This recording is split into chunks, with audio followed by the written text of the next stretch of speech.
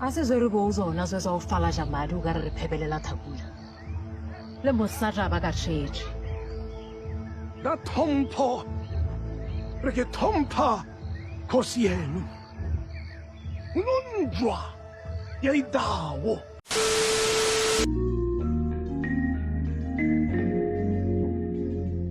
Hello everyone, welcome back to ASR, African Stories Realized.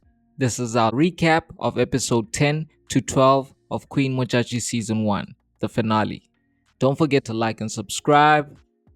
Let's get into it. Episode 10 picks up following the death of Kgadi Kgolo. The community mourned for the fallen Kgadi with preparations for her funeral underway as speculation of who will succeed her began to grow. A royal council meeting was called where the members put pressure on the queen to announce a new Kgadi. However, the queen was not easily influenced and cautioned the council against meddling in royal family affairs. Kgadi Kgolo's funeral followed as Maselokwane continued to struggle with the loss of her aunt. After the funeral, the royal council convened where Maselokwane announced that Zugudini will be pardoned for her crimes and allowed to return home like Kgadi Kgolo wanted. The royal council once again pushed the queen to make an announcement on the new Kgadi Kgolo, and to their dismay, the queen announced that Keale will be the new Kgadi Kgolo.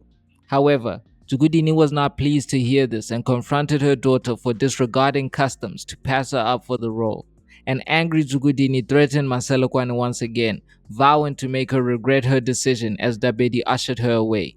Zugudini then came across Mudiga's son, Matome, who revealed that his family had fallen on hard times since his father resigned from his position and renounced the queen. Upon hearing this news, Zugudini started plotting with Mudiga's son. She then returned to the Bapedi, where Kgosi Mampuru once again gave her refuge. Meanwhile, the Balobedu held a ritual ceremony for the new Kgadi Kgolo, which was interrupted by a blazing fire which had the Lovedu people scrambling to put it out. Dabedu was able to catch the arsonist, which turned out to be Matome, who was acting on Zugudini's orders. After hearing of Matome's capture, Zugudini implored King Mampuru to launch an attack on the Balobedu, but he resisted, forcing an impatient Zugudini to storm off. After the fire, an angry Maselokwane went to the ancestral caves, sharing that Zugudini had gone too far. The episode ends with the queen pleading with the ancestors to take Zugudini's life. Episode 11 picks up with the restless Maselokwane once again visiting the ancestral caves, but sinister forces are at play. Tibule, the sorcerer that Zugudini had made a pact with, used her powers to disrupt the queen's connection to the spirits. She struggled to summon the ancestors and asked what she had done to offend them. Meanwhile, back at the village, a royal council meeting was called after an army assembled by Zugudini was sighted marching towards the village. The royal council rallied together, declaring that they will defeat Zugudini in the name of the queen. Word quickly arrived to the Bapedi of Zugudini's latest efforts to wrestle the throne from her daughter. Despite being advised to join Zugudini in her efforts, King Mampuru once again resisted deploying his army, as he recalled that the Rain Queen once rejected his proposal for marriage. As fear spread through the kingdom and no rainfall for a while, the community began to lose faith in their queen, who was visited by the spirits of her deceased father Mambo and the late Kgadi Kgolo. Mambo Mukodo's spirit condemned her for not killing Zugudini when she had the chance. However, Kgadi Kgolo's spirit pleaded with Maselokwane to avoid violence and instead use the powers bestowed upon her by the ancestors to save her people. The following day, Maselokwane climbed the mountain in a final attempt to summon the rain and save her kingdom.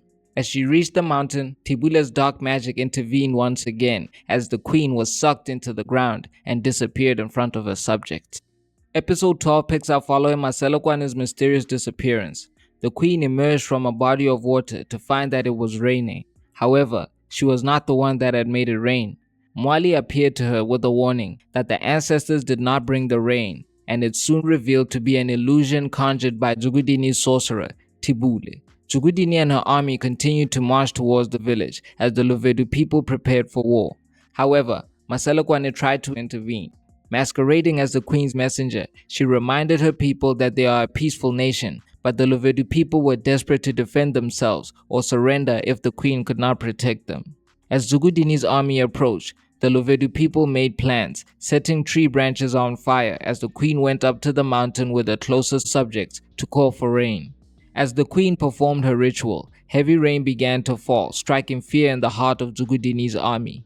However, they continued to march on, but could not see where they were going due to the heavy rain and smoke coming from the lit bushes. Zugudini and her army aimlessly fell into the flooded river. She begged Tibule to save her, but he refused, leaving Zugudini to drown. A month after Zugudini's army was defeated without any weapon being raised, Maselokwani gave birth to her heir and the next Rain Queen, Masalanabo. The episode ends with a reminder of Mambo's prophecy, suggesting that the threat to the Lovedu kingdom is not yet over. We finally come to the end of Queen Modjadji Season 1, and it wasn't what I expected at all. In the final episodes, Makoma Mohale really began to shine in the role of the Rain Queen and brought the season home with her performance. Another great casting by the show. The cultural heritage of the Lovedu people was conveyed very well in the language, beliefs, music, dress, and customs. The representation was strong, but I think we're all wondering if Zugudini is actually gone for good. Her descent into madness was extreme, with her even killing her old crush in the finale. However, I think the show passed up a lot of opportunities to redeem the character. Her being the main villain of this season was the wrong decision for me, and I think Kayale should have been the main target of Zugudini's anger.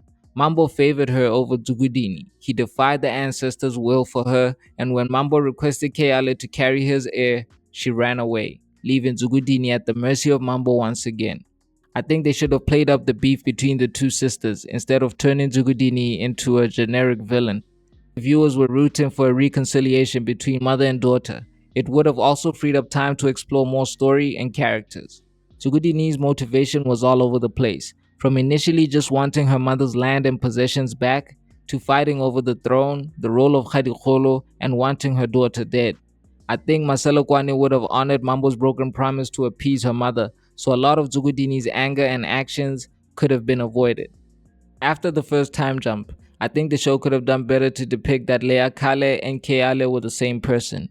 It was confusing for Keale to be played by two different actors before and after the time jump, whereas Zugudini was played by the same actor.